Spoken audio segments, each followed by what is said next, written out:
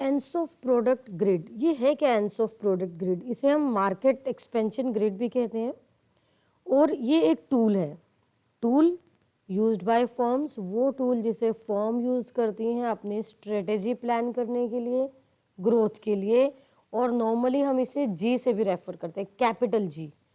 जी से क्यों करते हैं? क्योंकि ग्रोथ, सस्टेनेबल डेवलपमेंट और rate can be calculated by multiplying a company's earning retention rate by its return on equity।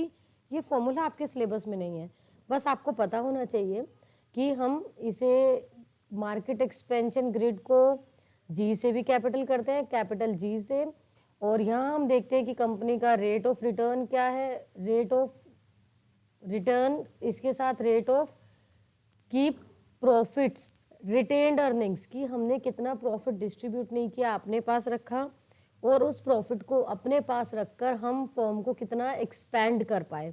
Expand हम कैसे कर सकते हैं? एक्सपैंड करने के डिफरेंट 3 वेज बताए हैं, डिफरेंट 3 वेज फर्म को एक्सपेंड करने के। जैसे आपने बिजनेस शुरू किया 5 लाख रुपए लगाकर, और फर्स्ट मंथ में आपने 1000 यूनिट्स बनाई, तो आने वाले 10, 15, 20 सालों तक क्या आप सेम इतना ही बनाते रहेंगे प्रोडक्शन, या सेम फील्ड में ही रहेंगे? आप चेंज करेंगे, आप प्रोडक्शन बढ़ाएंगे, आप अपना प्रोडक्ट लेवल बढ़ाएंगे, और आप मार्केट भी बढ़ा सकते हैं, जैसे डोमेस्टिक मार्केट और इंटरनेशनल मार्केट, और साथ में आप प्रोडक्ट डाइवर्सिफिकेशन कर सकते हैं। डाइवर्सिफिकेशन जैसे अभी तक तो आप सिर्फ पेंसिल बनाते थे, अब आप शार्पनर, इरेजर, नोटबुक, रजिस्टर्स भी बनाने लग जाए। टाटा का डाइवर्सिफिकेशन में टाटा का बेस्ट एग्जांपल है, जैसे टाटा, सबसे पहले टाटा जब 1907 में इनकॉर्पोरेट हुआ, 1907 में जब टाटा स्टार्ट हुआ, जब टाटा सिर्फ Tata iron and steel industry थी। बट अगर आज 1907 के बाद आज अगर 2020 में हम डिस्कस करते हैं, तो आप मुझे बता सकते हैं टाटा क्या क्या करता है? टाटा नमक, Tata car, Tata truck, Tata water cooler, छोटी से छोटी चीज से लेकर बड़ी से बड़ी चीज तक टाटा बना रहा है। दिस इज कॉल्ड डाइवर्सिफिकेशन, कि एक प्रोडक्ट से दूसरा प्रोडक्ट, तीसरा प्रोडक्ट, अलग अलग प्रोडक्ट बनाना, डाइवर्सिफिकेशन। तो आपको क्लियर हो गया। Now what is intensification? Intensification क्या है? चलिए डिस्कस कर लेते हैं कि व्हाट इज इंटेंसिफिकेशन। आपका intensification, let us mark at the page, which page we are discussing. These are previous topics about expansion of market. How can you expand the business? This topic we have started today, market expansion grid. यहाँ हम सीख रहे हैं कि आप market को कैसे expand करोगे, अपने बिजनेस को कैसे बढ़ाओगे। डाइवर्सिफिकेशन हमने डिस्कस किया। अब हम डिस्कस कर रहे हैं इंटेंसिफिकेशन। इंटेंसिफिकेशन में आपको पढ़ना है इंटेंसिव एक्सपेंशन। कोई भी बिजनेस अपनी सेल को कैसे इंक्रीज करेगा? Increase the sale of its existing product. जो ऑलरेडी आप प्रोडक्ट बना रहे हैं, वही एग्जिस्टिंग प्रोडक्ट्स को आप कैसे सेल इंक्रीज करने वाले हैं, वो हम अभी पढ़ेंगे। हाईलाइट कर लेते हैं टॉपिक को कि हम क्या पढ़ने वाले हैं। एग्जिस्टिंग प्रोडक्ट कैसे फाइंड आउट करेंगे? एग्जिस्टिंग मार्केट को एनलार्ज करते हुए। एग्जिस्टिंग मार्केट, जैसे अभी मेरा प्रोडक्ट ओनली दिल्ली में सेल होता था, क्यों ना मैं उसकी सेल पंजाब, हरियाणा, उत्तर प्रदेश में भी बढ़ा दूँ, तो फिर मेरे प्रोडक्ट की डिमांड बढ़ जाएगी, और यही एक्सपेंशन होगा इंटेंसिव एक्सपेंशन। ये इंटेंसिव एक्सपेंशन मैं कैसे कर सकती हूँ? बहुत सारे डिफरेंट वेज हैं। Market expansion can assume the form of, first is penetration strategy. First is penetration strategy. Penetration strategy हम जो डिस्कस करते हैं वो डिस्कस करते हैं एंटरप्राइज अपने करंट प्रोडक्ट की सेल बढ़ाना चाहती है। अब करंट प्रोडक्ट की सेल ऐसे ही तो नहीं बढ़ जाएगी। कोई भी आके आपसे ज़्यादा प्रोडक्ट क्यों खरीदेगा? जब तक आप कुछ एफर्ट्स नहीं करोगे, जब तक आप कुछ तरीके नहीं अपनाओगे, लोगों को अट्रैक्ट नहीं करोगे, कस्टमर को। तो यहाँ कुछ तरीके बताए हैं। जैसे आपने एक ऐड देखी है, क्या आप दिन में 2 बार ब्रश करते हैं? दिन में 2 बार ब्रश करना बहुत जरूरी है। जाने माने डॉक्टरों को कहना है कि दिन में 2 बार ब्रश करो। तो क्या होगा, जो लोग अभी तक 1 बार टूथपेस्ट करते थे वो 2 बार यूज करेंगे। 2 बार यूज करने से जो टूथपेस्ट का पैक आपका 1 महीना चलता था, अब वो चलेगा सिर्फ 15 दिन। ऑटोमेटिकली आपने सेल को डबल कर दिया। ये कह के ऑटोमेटिकली आपने सेल को डबल कर दिया, ये बोलकर कि दिन में 2 बार ब्रश करो। तो 30 दिन का जो प्रोडक्ट था वो अब सिर्फ 15 दिन चलेगा। आपने क्या किया, सेल डबल कर दी। ब्रश ट्वाइस अ डे, सिर्फ ये आपने लोगों के दिमाग में डाल दिया, इससे आपने सेल डबल कर दी। और शैम्पू हर ऑल्टरनेटिव डे पे यूज करो, शैम्पू डेली अप्लाई करो बेटर रिजल्ट्स के लिए, या जब वॉश करते हो शैम्पू 2 बार लगाओ। आपने एग्जिस्टिंग प्रोडक्ट की कंजम्पशन बढ़ा दी। सेम कस्टमर है, वही कस्टमर अब ज्यादा खरीदने लगे हैं। क्लियर? तो यहाँ आपने देखा कि आपको नए कस्टमर भी नहीं ढूंढने पड़े, अलग से एडवर्टाइजमेंट टारगेट मार्केट भी नहीं ढूंढनी पड़ी, उन्हीं कस्टमर में आपने कंजम्पशन बढ़ा दी। एक तो ये तरीका है कि फ्रीक्वेंसी ऑफ यूज आपने बढ़ाई। पहले एक बार यूज करते थे, अब 2 बार करेंगे, 3 बार करेंगे। फ्रीक्वेंसी ऑफ यूज बढ़ाने के बाद एक और तरीका है कि नए कस्टमर को अट्रैक्ट कर लो। नए कस्टमर को अट्रैक्ट करने के लिए हम क्या कर सकते हैं, हम एडवर्टाइजमेंट कर सकते हैं, डोर टू डोर, दरवाजा बजा, ट्रेन ट्रेन, मैम आप शैम्पू लेना चाहेंगे, देखिए बड़ा अच्छा शैम्पू, आप यूज तो करके देखो, देखो आपके लिए फ्री सैंपल है। तो ये जो डोर टू डोर सेलिंग है, पर्सनल सेलिंग है, या आप डिस्काउंट दे सकते हो। कभी कभी मैं मार्केट में जाती हूँ, बस ऐसे ही घूमने, और वहाँ लिखा होता है 1 के साथ 6 फ्री। मैं इंस्टेंटली जाती हूँ खरीदने और कुछ ना कुछ खरीद कर ले ही आती हूँ। तो डिस्काउंट हमें अट्रैक्ट करते हैं। कूपन कि आप ये खरीदो, इस पे ये कूपन मिलेगा, इस कूपन से ये फायदा होगा। जो कूपन है उसको रिडीम कराने के लिए आप फिर जाएंगे, फिर आप कुछ खरीद के लाएंगे। सैंपल्स आजकल ना हम चाय पत्ती मंगाते हैं टाटा टी, और उसके साथ आ जाता है गुड डे बिस्किट। मैंने तो गुड डे बिस्किट खरीदा ही नहीं था, बट वो तो टाटा टी के साथ ऑटोमेटिक आ रहा है। तो सैंपल्स, क्योंकि जो मुझे ये फ्री में सैंपल मिलेगा, ये गुड डे बिस्किट, और जब टाटा टी के साथ अभी तो फ्री में आ रहा है, फिर हमें इसकी हैबिट पड़ जाएगी और मैक्सिमम कस्टमर इसे खरीद लेंगे। मैं नहीं कहूँगी कि सभी, लेकिन मैक्सिमम खरीद लेंगे। तो सैंपल्स भी अच्छा आइडिया है कस्टमर को अपने प्रोडक्ट के बारे में बताने का। इतना ही पैसा हम एडवर्टीजमेंट पे खर्च करते, इतने ही पैसे में अब अपना प्रोडक्ट लोगों तक फ्री में पहुंचा रहे हैं। तो ये तरीके हैं नए क्लाइंट्स को अट्रैक्ट करने के। एक और तरीका है अट्रैक्ट कॉम्पिटिटर्स कस्टमर। अपने कॉम्पिटिटर के कस्टमर को अपनी तरफ अट्रैक्ट कर लो। जैसे मेरा कोचिंग सेंटर और मेरी गली में 5 और कोचिंग सेंटर हैं।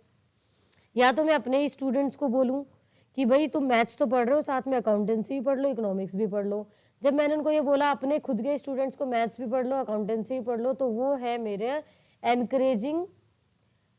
फ्रीक्वेंसी ऑफ यूज में फ्रीक्वेंसी ऑफ यूज के बजाय आ जाएगा कि डिफरेंट सब्जेक्ट्स के लिए वही एग्जिस्टिंग कस्टमर थे, उन्हीं को मैंने ज़्यादा प्रोडक्ट सर्विसेज दे दी।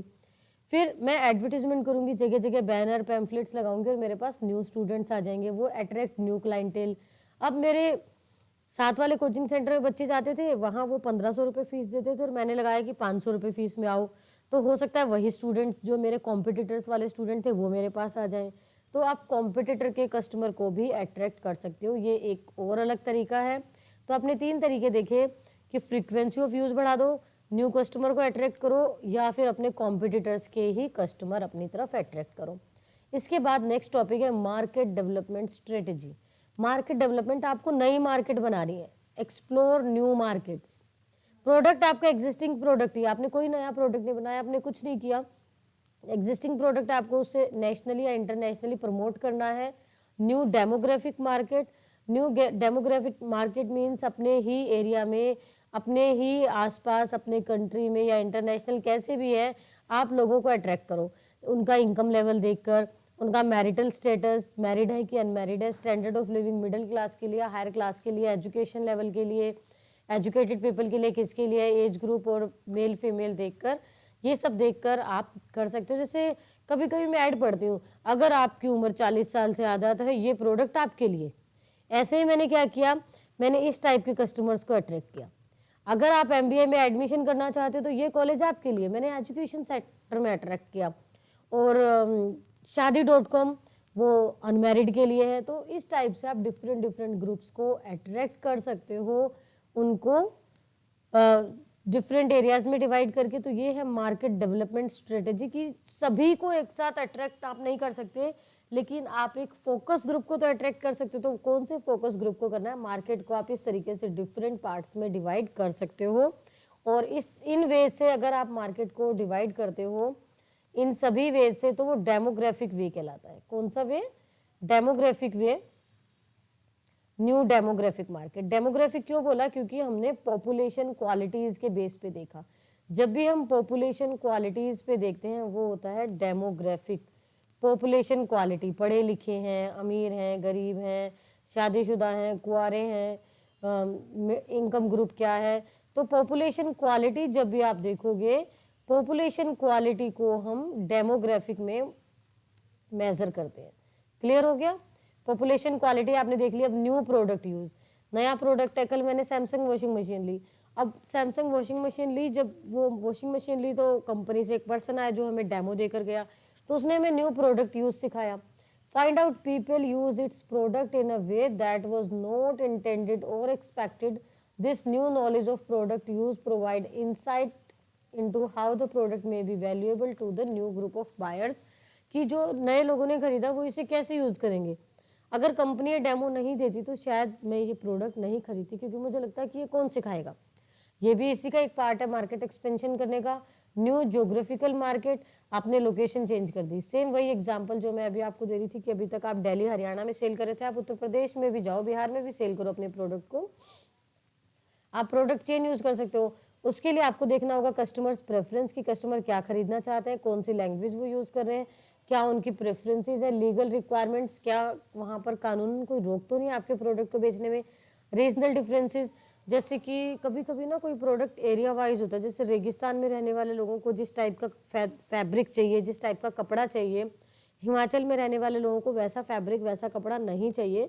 तो वो रीजनल डिफरेंसेस भी आपको देखने हैं, ताकि आप उनके टेस्ट एंड प्रेफरेंस के अकॉर्डिंग क्वालिटी गुड प्रोवाइड कर पाओ और बेटर मार्केट आप सर्च कर पाओ। जो फिलोसफी है वो मार्केट अडॉप्ट करने की ग्लोबल है। आपको ग्लोबली मार्केट अडॉप्ट करने के लिए आगे बढ़ना है। आपको हर टाइप से वो फीचर्स ऐड करने हैं कि आपका प्रोडक्ट ग्लोबली क्या हो जाए, एक्सेप्टेड हो जाए, ग्लोबली एक्सेप्टेड हो जाए। एक्सपेंशन क्या है, बहुत बहुत बहुत यूजफुल टूल है, जिससे कि कस्टमर का प्रोफाइल इंक्रीज हो सकता है, लार्ज कस्टमर बेस होना चाहिए आपका, और economies of scale reduce, risk कम होगा, दूसरे मार्केट पे आप डिपेंडेंट कम रहेंगे, ग्लोबली आप मार्केट कवर कर चुके हो और फॉरेन मार्केट में आप एंटर कर चुके हो और आप ज़्यादा प्रॉफिट अर्न करोगे। अब आपको आगे बढ़ना है ग्लोबल मार्केट के लिए, और यही हमारा टॉपिक कंप्लीट हो जाता है, market expansion grid. Next class में हम टॉपिक करेंगे अपना major decisions in international marketing. Thank you.